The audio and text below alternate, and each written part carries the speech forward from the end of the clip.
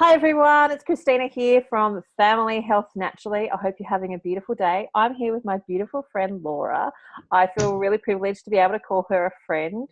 And I also have the privilege of working with her as a practitioner. So, she's been one of my clients, and it's been such a beautiful experience for me to get to know her family really well and be able to watch them progress on their health journey.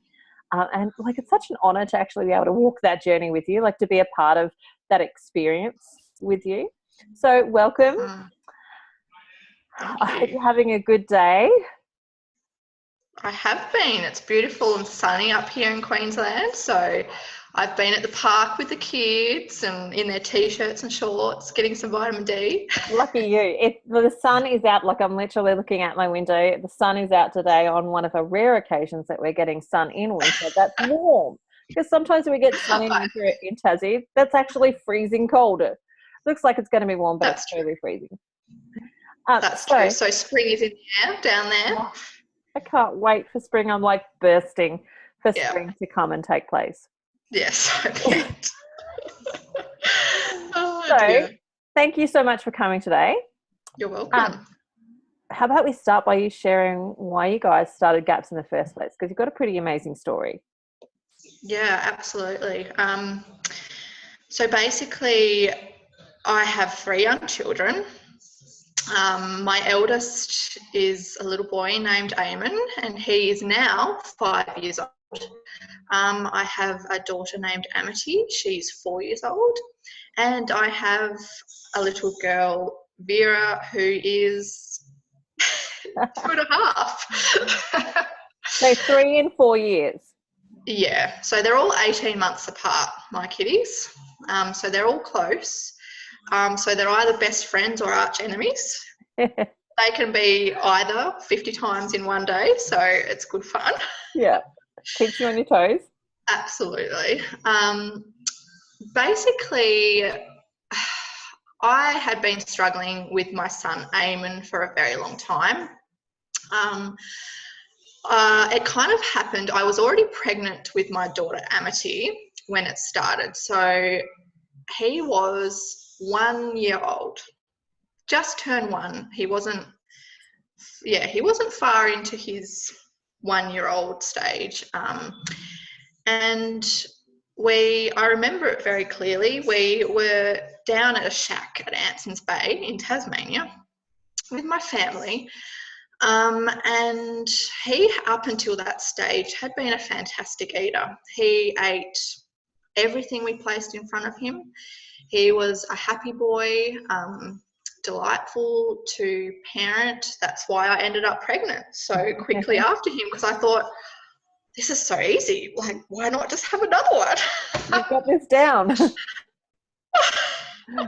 Little did I know what was coming. And I think there's a reason why we don't know what's coming. Otherwise, we probably, wouldn't do what we did. But so, as I said, he had been delightful. A few weeks prior to this, his behaviour had started to change.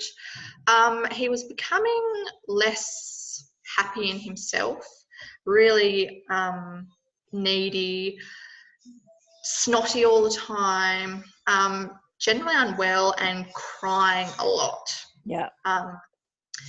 And then one day we were going to sit down and have dinner at the shack. Mum had made up this beautiful lamb roast. I remember it so clearly, with everything, all the trimmings, all the beautiful veggies, gravy. It was going to be delicious. And so I sat down and I went to feed him, and he just refused. And I thought, that's weird. So tried again, refused. Tried again, started crying. So we just thought, okay, we won't feed him that tonight. We'll just give him some toast or whatever. So we made up some toast. He ate that happily. That wasn't the end of it for us, though. That continued. Then for the next 3 years, he would not eat meat or vegetables. As he progressed with his age and the months following, his food choices became more and more limited. Yeah. Until he literally, just to show you how bad this was, because we were trying to find any kind of food that this boy would eat.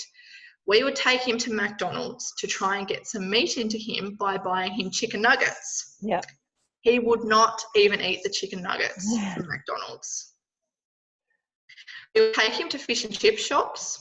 He would not eat the thick cut chips. He would only eat the really skinny ones from McDonald's, and only the ones from McDonald's. I thought, I'm going to be sneaky. I'm going to go and buy these shoestring chips from the supermarket and oven bake them, because surely that's a little bit healthier, you know? Yeah. No, he wouldn't eat them. Obviously, the texture or whatever, I'm really not sure. But I guess that just shows how extreme, up to a point, it got with my son. Yeah. So Can I in the end, just say yeah. something? So for you at this point, like your little boy is not eating any food. What was everyone saying to you? Because I know, like, one of the things that a lot of people will say, you know, is eventually you starve them and they'll choose to eat what you're giving them. Like, Yeah. is that some of the advice that you were getting? Absolutely. A lot of people said to me, look, he's just being naughty. You need to discipline him, or you need to just not feed him until he eats. And I tried everything. I remember making some scrambled eggs up for him one day, and I thought, right, this is the day. This is the day I am just going to make him eat this scrambled egg. You know, I was so determined in my head. So breakfast, I sat there for hours with him trying to get this egg in, and he was screaming, snot streaming down his face, gagging, vomiting, just, you know, I was stressed. He was stressed. I had a newborn as well. So it was just messy. I tried it at lunch again, same situation, screaming, crying. I tried it at dinner again, same thing. Put him to bed, got up in the morning, did the same thing. Flat out refused once again. By this time, he was actually shaking and getting really weak, but still 100% determined not to eat that food. And that's when I just thought, I've got to stop. This child is going to kill himself rather than eat this food. How did that make you feel? I still find it, I kind of have blocked all of this out, I think, because it was quite traumatic, not only for him, but for us as a family. Yeah. Our marriage was suffering. My health was suffering, because this was every mealtime. And I don't think people from the outside that weren't experiencing what we were going through understood this. Yeah. That this child would not eat anything, and we were trying our best to help this child, but nothing we would do was working. We saw it affecting our little girl. You know, I just had my mum up here the other day. She came to visit me, and she said, you know, I remember Amishi sitting at the table all tight and just big eyes, just watching Eamon. You know, it was having an emotional effect on my daughter as well. Not only that, but I didn't have the time to give her any care. You know, she was the good kid that just sat there and ate, so she was just left over to the side. Yeah. So it was having an impact on our whole family. Yeah. And I think that there are a lot of people that don't understand that. Like, you know, in my family, I've done that in the sense that my kids have been really good. They've eaten what they've been given, basically. And I've not had to have that experience so much. You know, there have been times where I've made them sit at the table to at least try what I've put on their plate. But there's a real difference, and I'm seeing it with clients, that there's a real difference between a child doing it that way, in the sense where you know as a parent that they're just being naughty, they're just pushing your boundaries, and they want to make sure that you're going to follow through on the things that you say. And that's a completely different situation to what we're seeing with a whole bunch of kids that are coming through like Eamon, where they would Yeah. literally choose, you know, to never eat again over eating something that they didn't want to eat. Yeah. Absolutely. And I see that now, because now Eamon is a normal kid. He will try and sit there and get away with not eating his broccoli and not eating his cauliflower. Yeah. But there's none of that anxiety around food. There's none of that fear. It's just, I don't really like those foods. That's fine. That's normal kid behavior. Yeah. That to me, okay. I used to hate peas as well. No big deal.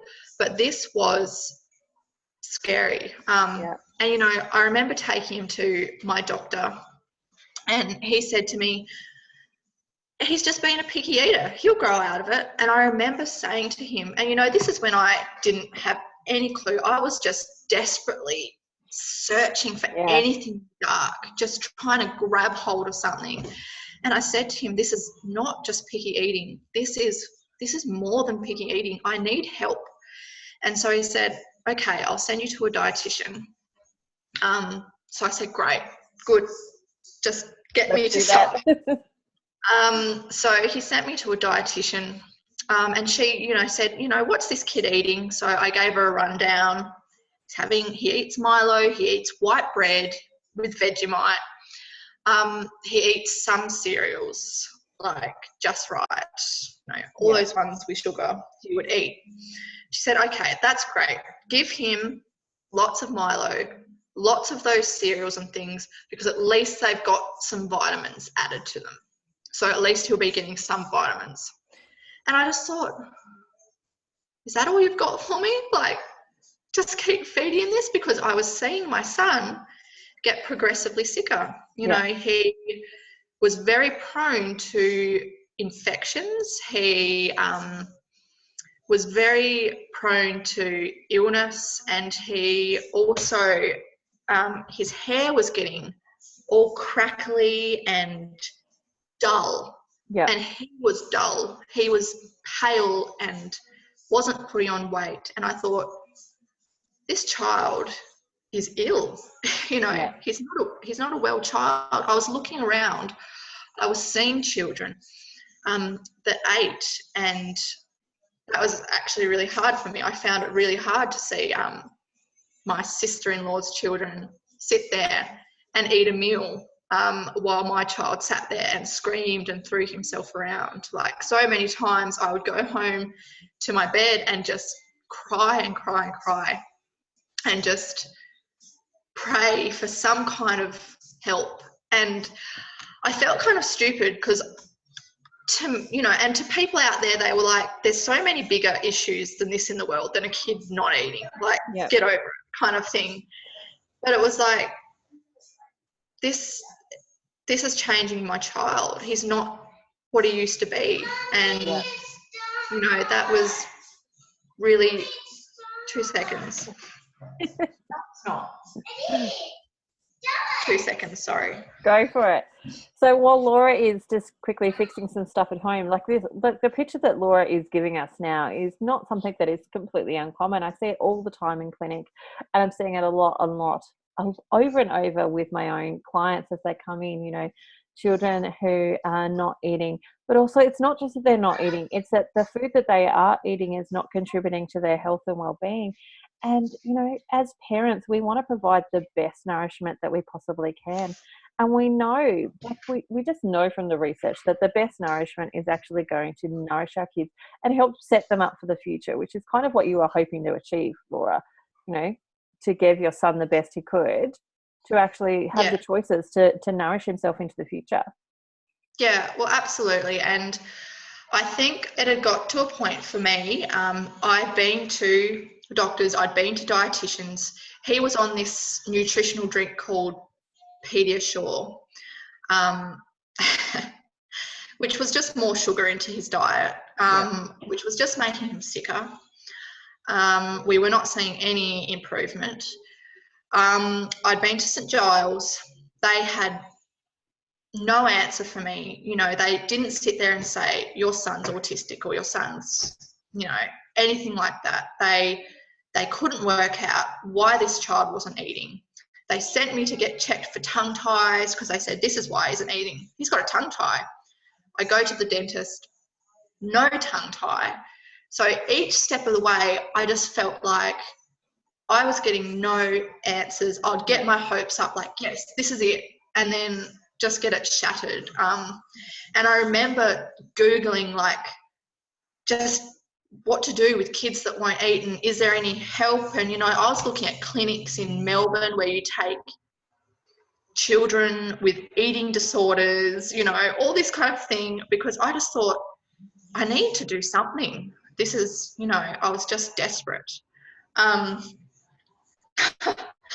can't even remember 100% how I came across GAPS. I think, you know, a few years prior, I had heard of your name. So that seed had been planted, and then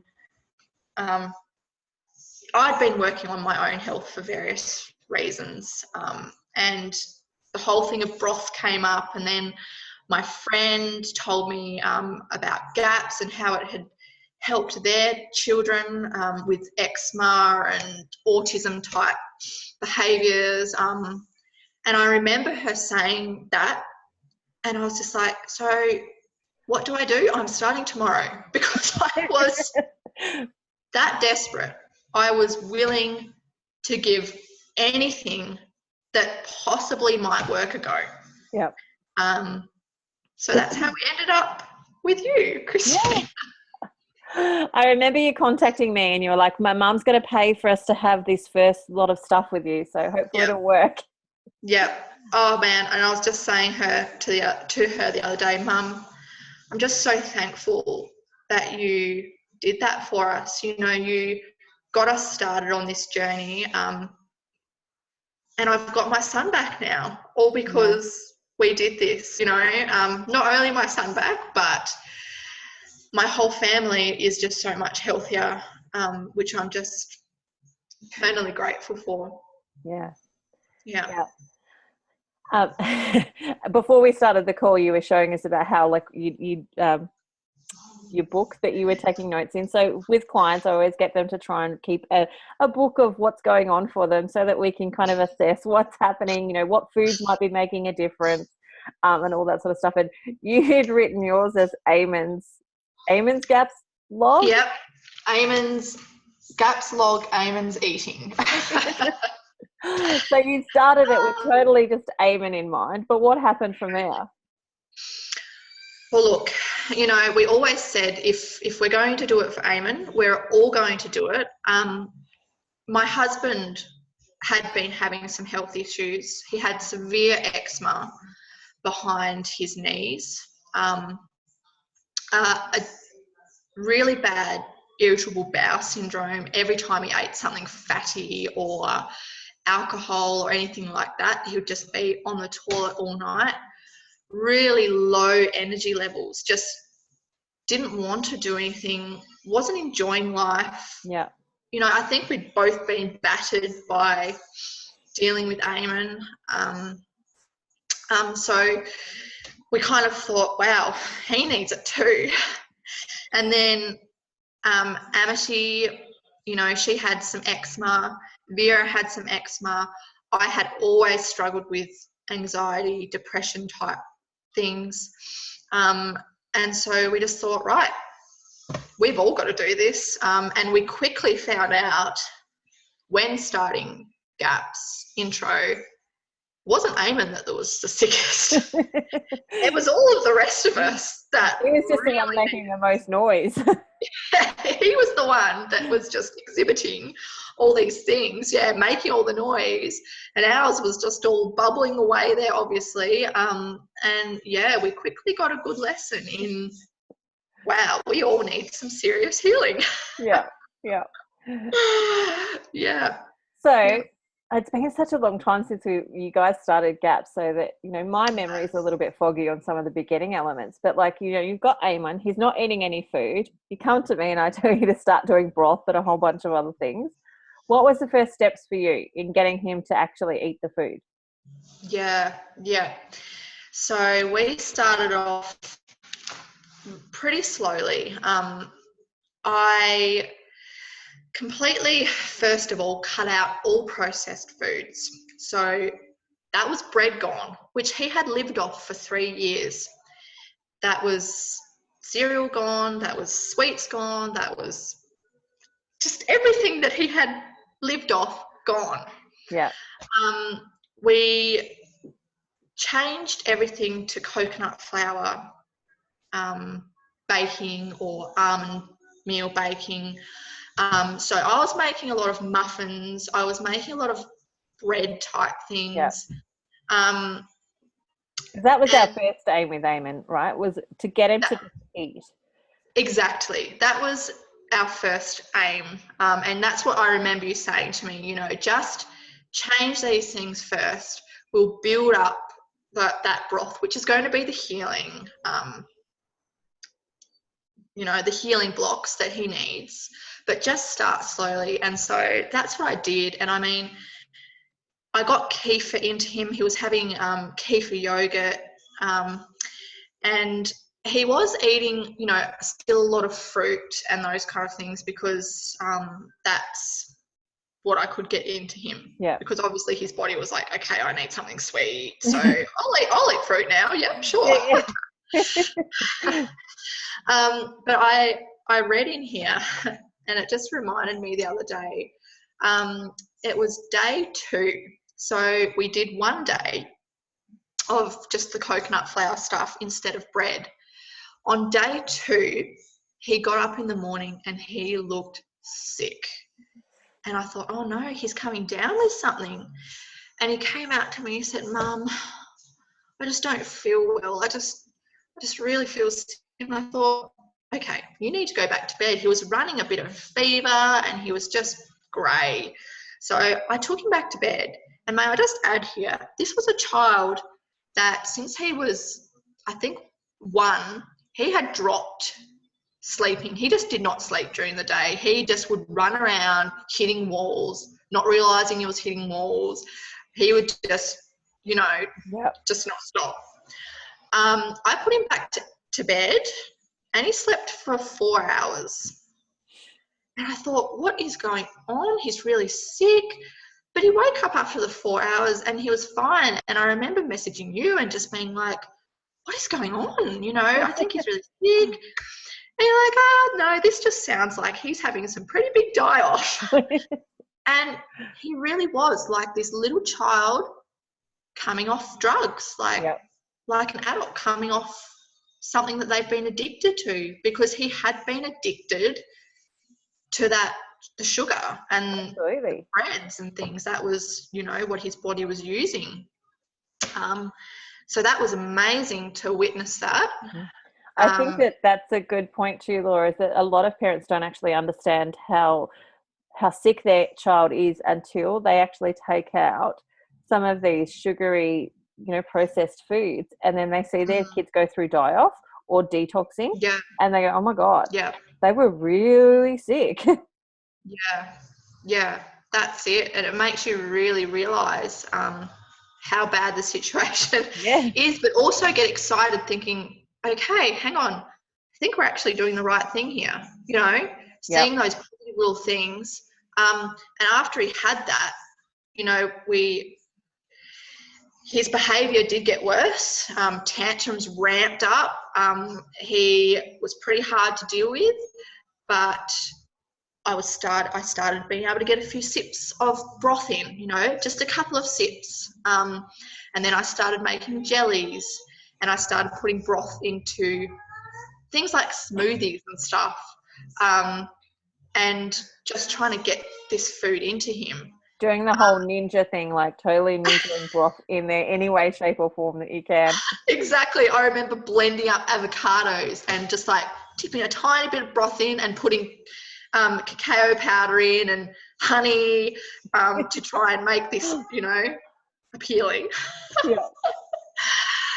But it was working. By day 4,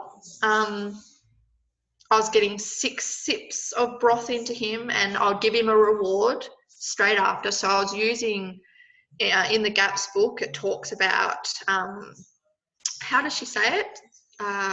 Something behaviour. Yeah, I think it's the ABA Yeah, behavior system where yeah, you're rewarding good behavior and so on. yeah, absolutely. So I utilised that. I would, say, all right, we need to have this much broth, and then you get a biscuit afterwards, or you get some yogurt afterwards, or whatever. And that seemed to kind of work for him. So yeah, even Amity, when we first started, she wouldn't eat much either. They kind Is of, that Amity in the background? yes. Hi, Amity. Hello. How you going? Good. Good. What would you like, darling? Want marshmallow. You can go and get some out of the fridge. Yes, so we stayed on full gaps for 8 months, which you advised us to do, to just make sure we were actually able to get some of those healing foods in, and that there had been a certain amount of healing before we hit the intro stage. And I think that was really wise, and I'm really thankful for that. Otherwise, I think we would have been very sick in that first week. And I don't think it would have been very healthy for the children. I can imagine there would have been not much eating happening. I think you guys probably would have given up too, with Eamon being the way that he was. If you'd completely gone from, the diet that he was having to completely change him to intro, he wouldn't have coped, and you wouldn't have coped, and there was a lot of stuff going on for you. And our first goal was always just to get him to be eating some food, making those healing foods a staple part of his diet. So that when you moved to intro, you knew that he'd already been eating broth, so you could get that in. Yeah. That's it. And I mean, it was just amazing to see that change start to happen. Like, I wrote in here because he never would eat nuts prior to doing full gaps. And it was let me see which day he decided that he loved. I love that you've still got your diary. Yeah. Keep it for a good memorial.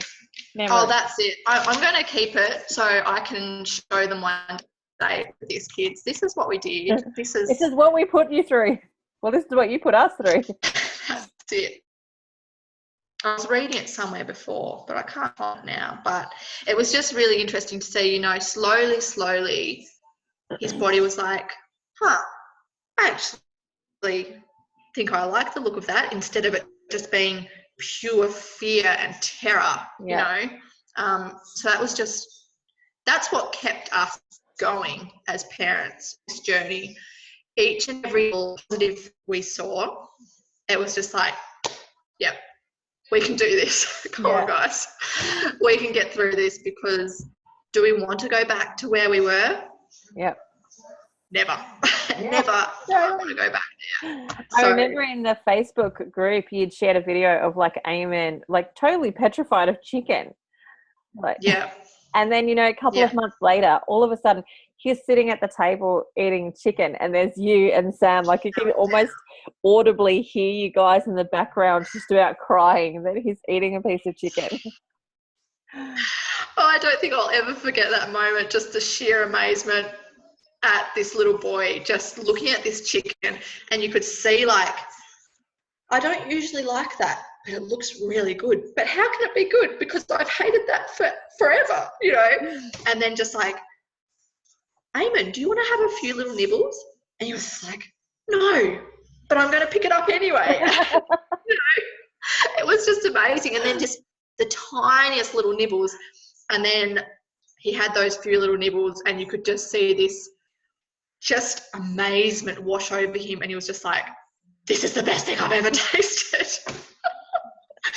But that was, that wasn't even on full gaps. So those 8 months, yes, we'd seen heaps of improvement in him, but he still wouldn't sit down and eat a meal with us.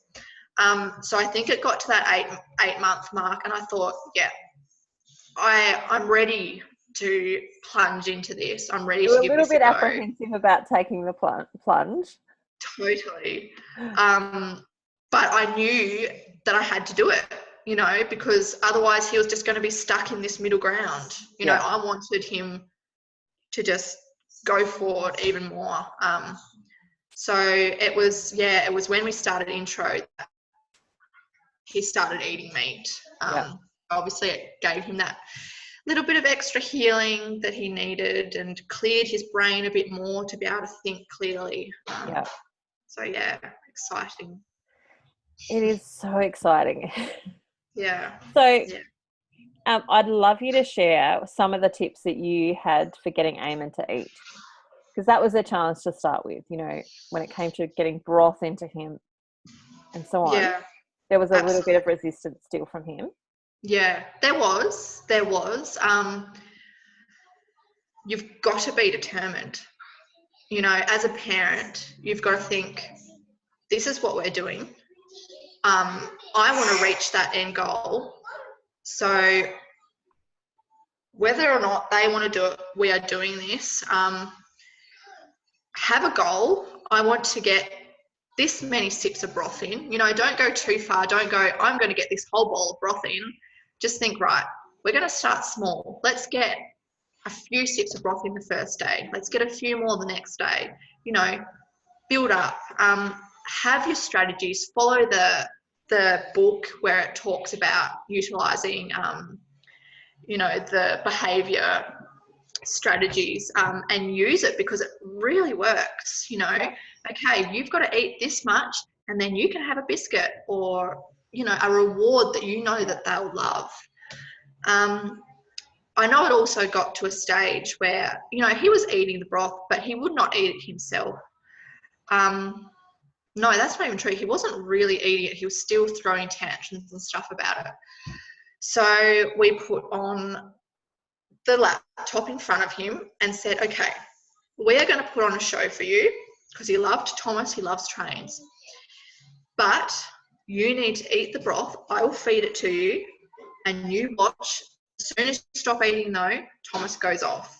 We didn't let our kids watch much TV, so he would get really excited. It was a big reward. Yeah, exactly. So he would just open his mouth, like staring at the screen, and he would just opening his mouth, and we'd just be putting it in, you know, and it would be going quickly instead of, like I've got here in my book, he would sit at the table sometimes for 2 hours plus trying to get this food into him. So obviously in this stage, I wasn't really doing much. You know, I was home a lot, just really focusing on getting these foods in. So yeah, like here I've got 7:30 to 8:45 a.m. He was at the table. There were some days that were worse than that, 8:30 to 9:45. So I kind of had the times in the book that we were kind of sitting there with him, just trying to get him to eat this food. So this putting on a movie kind of just accelerated the time. So Sam and I were like, whoa, we've never been off the table this quickly before. You know? We've actually got time to sit as a family and chat now because we've got the food into this boy, you know? Yeah. So a little bit of family normality coming back was nice too. Yeah. So I think those are the kind of strategies we used. I think it played a really good or big role that you and Sam were united in this? Oh, 100%. 100%. I'm just so, so thankful for my husband, Sam, if you ever watch this. Thank you so much for being the best husband ever. I didn't do this alone. You know, I had my best friend standing beside me, walking through with me. I'm a Christian as well, and I had my God right next to me as well, walking this road with me. Yeah. And just that's the only way we got through, because it is hard. And I don't think anyone should go into this thinking, yeah, this is going to be easy. Like, walk in the park, because it's not a walk in the park. It's hard work. You miss out on social events. You have to put your family first. People might think you're totally weird and not talk to you for the next year or ever. But it's worth it, because your children have been given to you, and we're to care for them. And if our children aren't well, as a mother and as a father, you're going to do anything you can possibly do to see this child get well.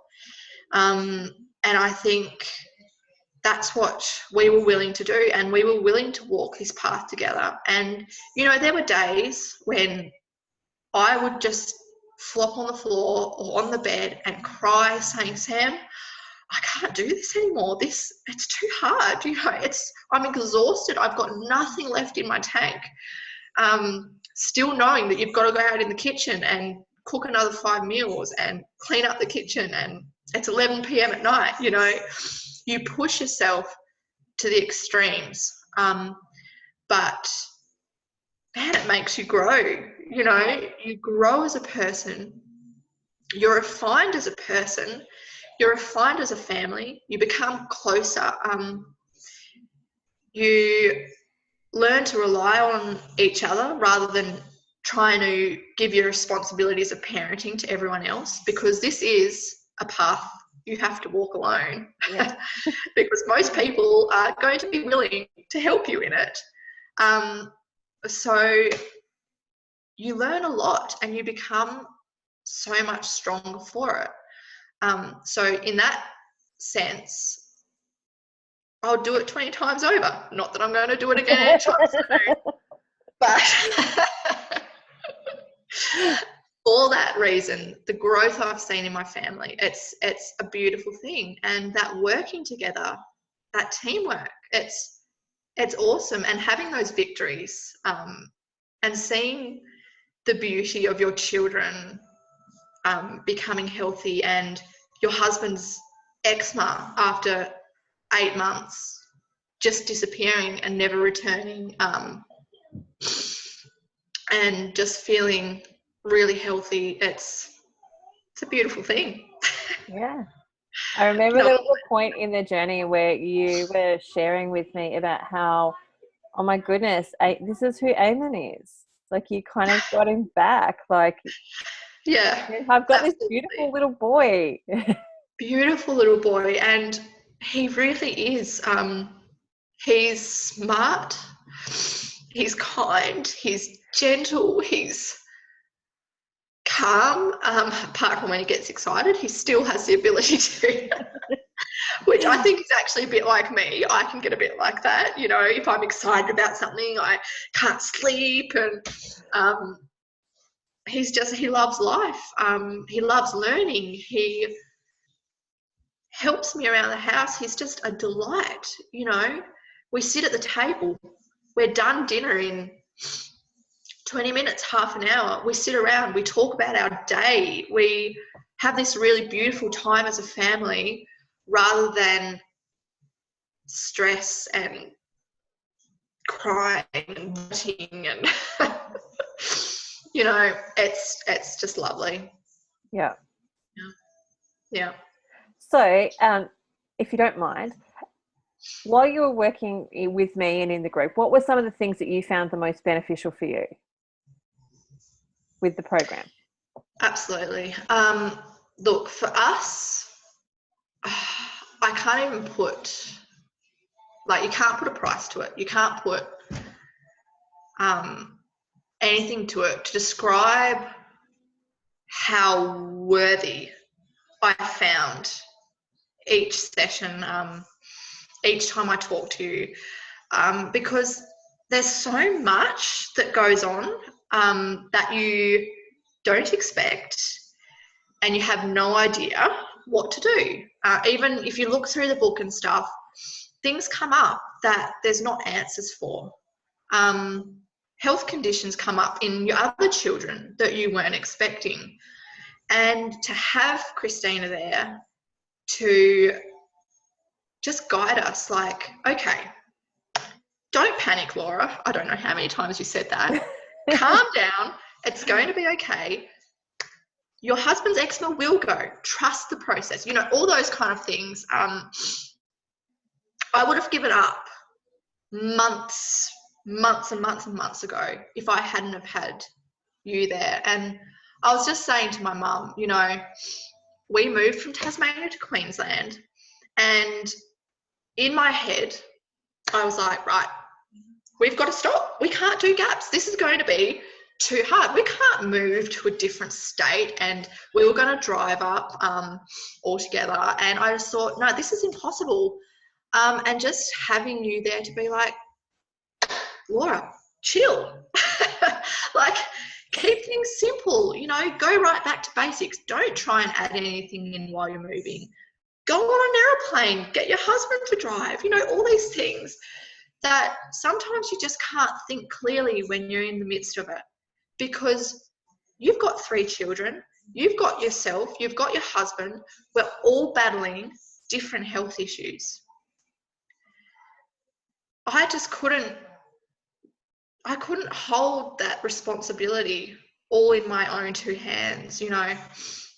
I needed someone there to guide me, and having the group each week, you know, hearing other people's stories, like, yeah, my kid hasn't eaten for the last 12 months either, and being like, wow, I'm not alone in this. Like, there's other people out there. Also, I'm not the only crazy one doing this crazy diet. Hoping that it's going to work. You know, there's other people out there, and I mean, you're just such a rock, Christina, and just so thankful for all your help along the way, because your knowledge base is incredible. If you didn't have the answers, you'd go and find them. And I just think your determination to be the best you can for your clients is incredible, and hats off to you for being amazing for us. You know, so thankful. Well, thank you so much for saying all of that.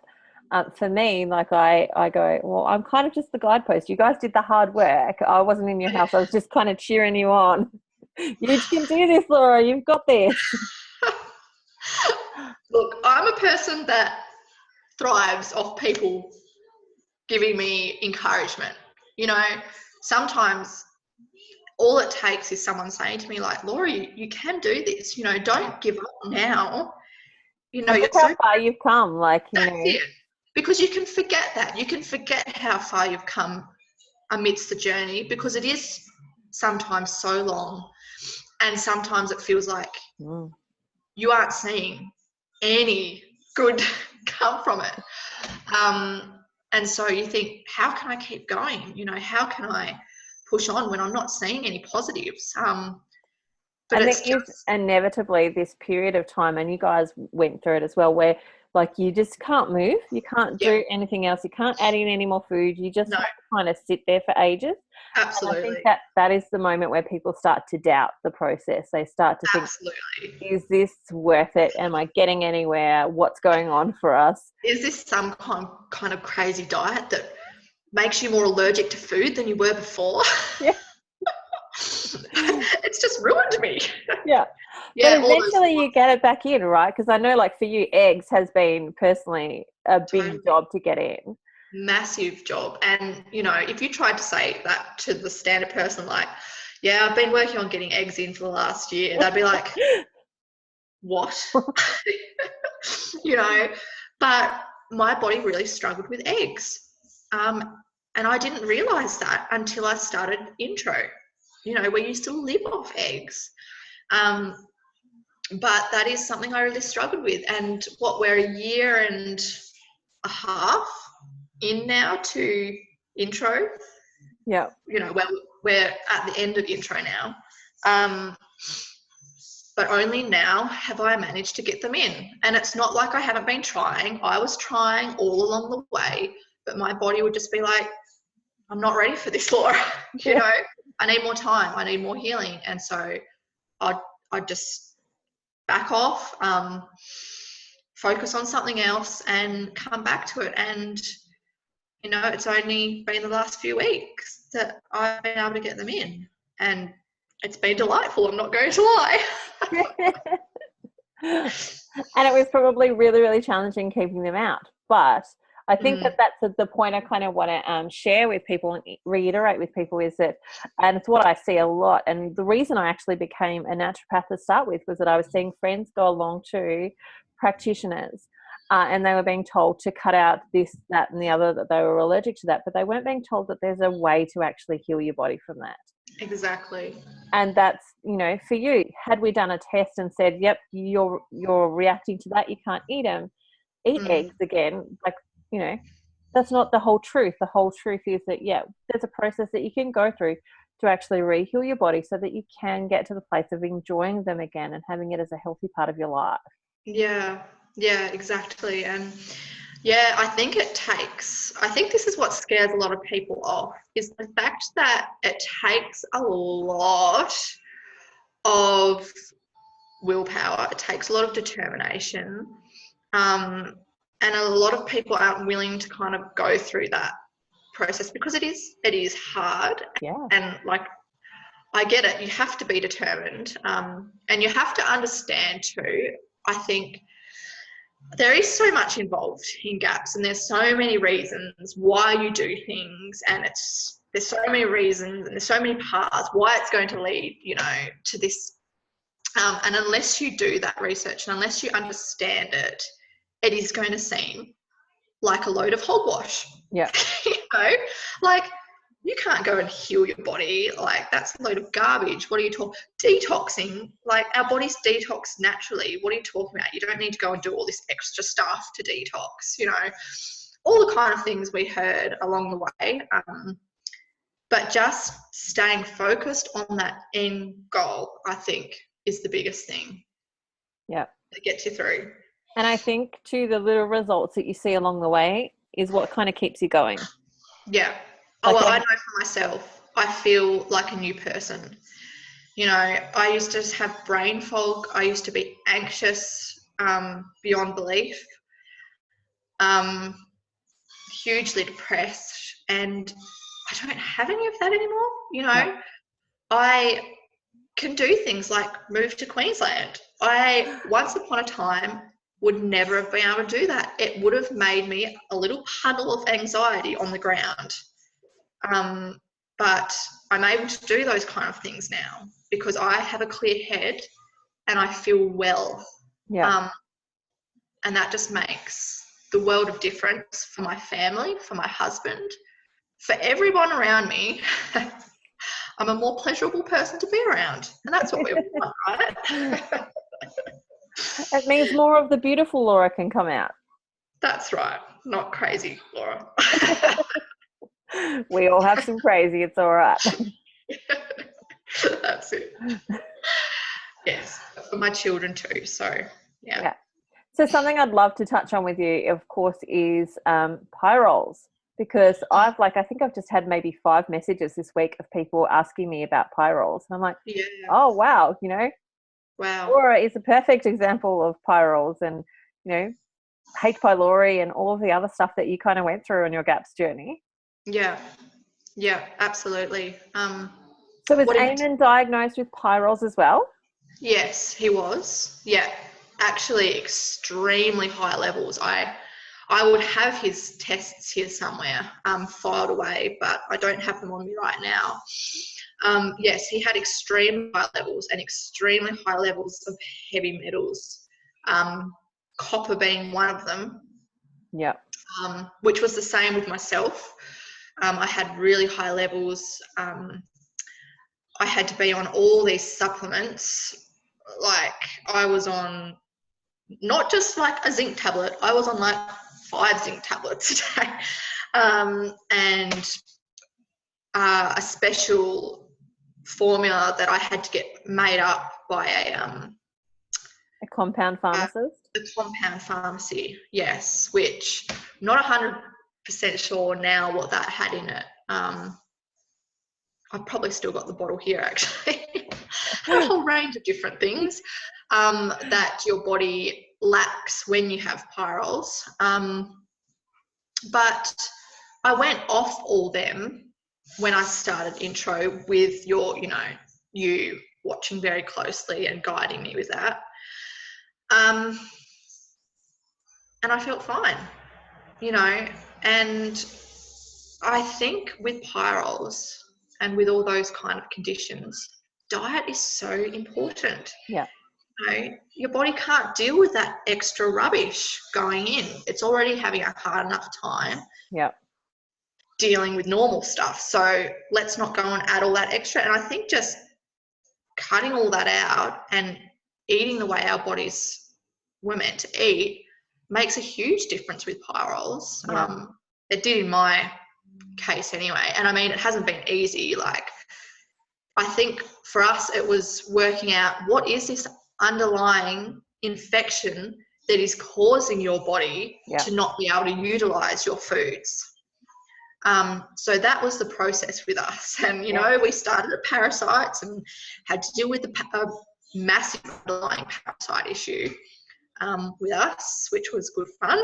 But felt so much better after that. And then it was the parasite cleanse that was like the nail in the coffin for Sam's eczema, right?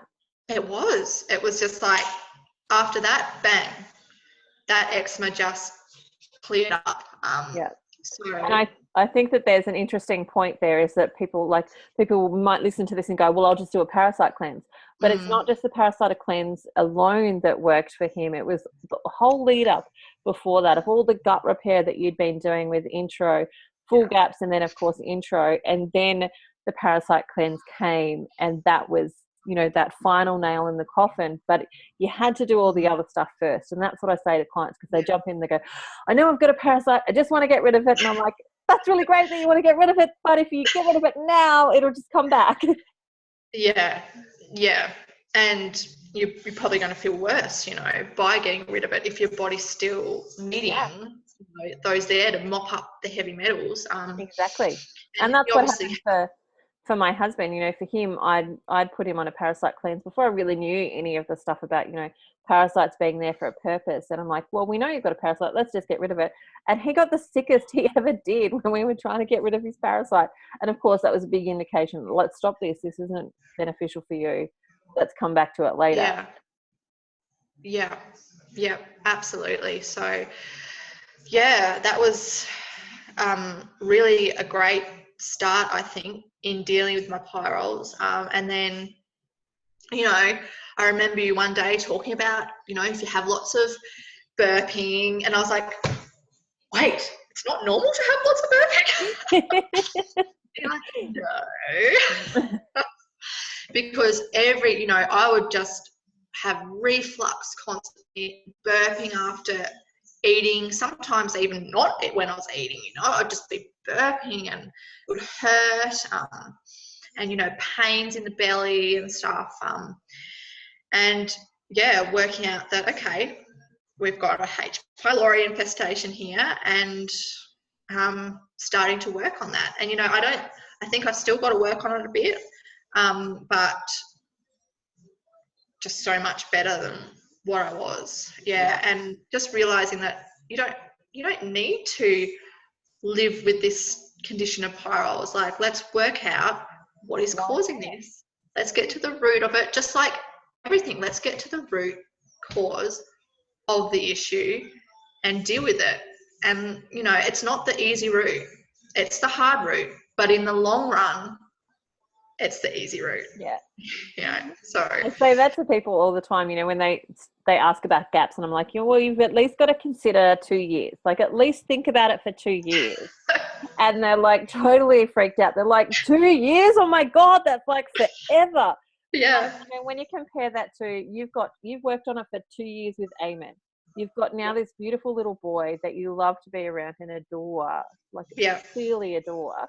Could you imagine 2 years of the older Eamon? No. I'd already dealt with 2 years of it, and no, I don't ever want to go back to that Eamon, and I never want to go back to that family that was barely keeping their heads above water, because I've seen the other side now, and I've seen what my little boy can be. You know, I'd seen that prior to him getting sick, and I've seen it again now. And I know that every single moment spent the past, it's been 2 years for us if we include full gaps, and obviously continuing on. It's worth every single second. And I remember having that exact reaction to you, going, 2 years, and sobbing to my mum, like, 2 years is such a long time. And my mum being like, Laura, I'll never forget this, you know, she's just so wise. But she was like, Laura, 2 years in the scheme of things, in a scheme of a lifetime, is such a short time. Yeah. Just put your head down, Laura, work hard, get it done, and then you'll be able to breathe again, but just knuckle down, get it done. And just remember being really encouraged by that, thinking, yeah, you know what? 2 years in the scheme of my child's lifetime is so short. Yeah. And so I will do this for them, and I will do this for us. And no matter what happens around us, no matter if people, you know, turn their heads at us and mock us, we will do this. Yeah. And so we did it, and it's been worth every second. And this is your future self now saying thank you to your 2 year ago self for taking the road and starting to walk that journey so that you can be where you are today with this. That's it. You know, yeah, absolutely. Seeing him sit there and eat roast lamb. And not only eat it, but, Mum, this is so delicious. Mum, you're such a good cook. I've got a little note on my fridge. There's love hearts all over it. And it says, Dear Mum, thank you so much for my broth and sausages. They were so delicious. Love, Eamon. And he wanted to write that after a meal one day because he loved it so much. So I've got that. I think I might get it framed, actually. And yeah, just seeing him eat is delightful. Yeah. So I want to say thank you so much for coming and sharing your journey with us. Like, this is just a scratch of the surface of your journey. Like, there's so much more that we could delve into and talk about. Maybe we can do episode 2. Episode 2. Where Laura is now. Yes, and all the other issues we had with the other children. That's a whole different story of its own, really, you know. I love, though, how, like, it happens all the time where families join for one person. You know, we've just got to get this person right. And then they actually realize how sick they are and how sick their other family members are. And they go, actually, they're not the sickest one. Yeah, and it was amazing because really, Eamon, out of all my children, was the quickest to heal, and the quickest to be able to add in foods and all those kind of things. Where it was more my girls, especially my little Amity, that just could not move the toxic load in her body. And, you know, still she's much better. She's wonderful. She's doing really well, but she's more prone to struggling with those things. Yeah. Whereas Eamon, he's just off, you know, he's off. He's got this amazing immune system. You know, I've just had my girls sick for the past 2 weeks with this horrible chesty cough and, you know, struggling to breathe and all those kind of things. Eamon woke up one morning and said, oh, my throat's a little bit sore. And that was it. You know, hasn't had anything this winter. He's just got this amazing immune system, which is polar opposite to what he was at the beginning, before we did gaps. He, as I said, infection after infection, antibiotics after antibiotics, penis infections, chest infections, bronchiolitis, ear infections, the list goes on. This kid has had not one single thing like that since starting gaps. So I think that says it all, really, to me. He is a different child. Yeah. Yeah. That's absolutely amazing. Mm. So if there was one thing that you could say to parents who are thinking about gaps and whether it's good for them and it will fit for their family, what would you say? Maybe two things. Look, I think in our society now, you look around, there are so many children that would benefit from a healthier diet. There's no doubt about that. Our children are suffering from just the toxic load of what we're eating, the sugar, the processed foods. Like, just, you know, if you're thinking about it, if you're seeing your child and he's not eating properly, he's unwell, he's getting infections, you're always at the doctor getting antibiotics, and you've had enough of it, there's no question about it. Just do it. You know, it's worth it. It really is worth it. You will not regret it. You will see a massive change in your family, not only for now, but for the future, for their children, for their great-grandchildren, you know, changing the future. I think that's what it's about in our world now, is being the minority in a majority of sick people who are willing to change that, because we don't have to live like this. Yeah. And if you're thinking, is it worth investing in Christina? Yes. Like, not even worth asking that question, because, you know, for us, it was always, this is important. We need this guidance. We're willing to sacrifice other things, whether it be nice clothes, going out for dinner, all those kind of things. We will sacrifice that while we work on getting our bodies healthy again. And it's worth it. You know, we did it on one income. I'm a stay-at-home mum, and it is doable if you just put your head down and work. Yeah. Yeah. Well said. I think you've said it well. Good. Like, I don't think there's anything more than I can add to that, other than if anyone is watching this and they want to start that journey with me on gaps, you're more than welcome to sign up for a free 30-minute session where we can get on the phone and we can actually talk about what's going on for your family. And then, of course, you're more than welcome to join my gaps program. So thank you so much, Laura. It's been beautiful chatting with you. Just one more thing, Christina. Yeah. My husband says this, you know, he said, make positive changes. You know, we didn't start by going straight to gaps. Yeah. We started by swapping things, you know, and it was a slow process for us. You know, we were actually doing paleo/whole foods for us before we started gaps. Just make some positive changes to begin with. You know, cut that sugar, that processed sugar, you know, cut the store-bought bread and sourdough. You know, I think it's just for the people that are coming, you know, from a normal Western standard diet, it's just make simple, small steps. Yeah. And you'll get there, you know.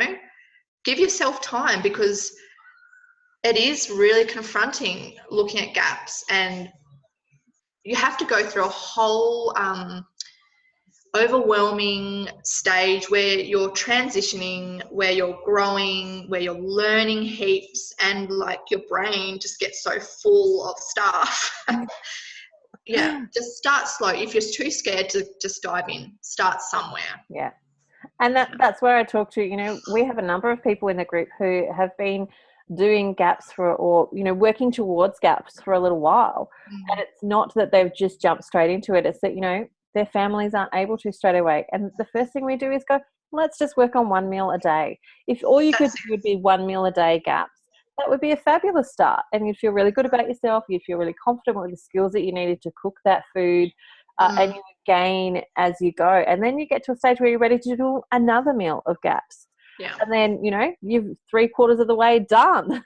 Yeah. And then you get to the third meal, and then you work on snacks. And, you know, you can do it absolutely by increments and get your family in that process so that it is a more enjoyable, more fluid transition, as opposed to night and day. Today we're eating this, tomorrow we're not.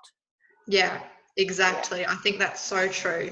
And I think we can just be so thankful for Dr. Natasha for, you know, providing this awesome life-changing diet, and for the practitioners around us that know their stuff and are willing to work beside all the crazy families that are just desperate. And You say crazy families, but you don't realise that we're all crazy too. Yeah, no, well, so yeah, very thankful. All right. Thank you again so much for You're welcome. chatting and sharing with us your beautiful family and stories. And we look forward to seeing an update in like a year or two's time and seeing how you're going. Absolutely. Sounds good. Great. All right. I'm going to say bye for now, and I'll catch you on the other side. Bye.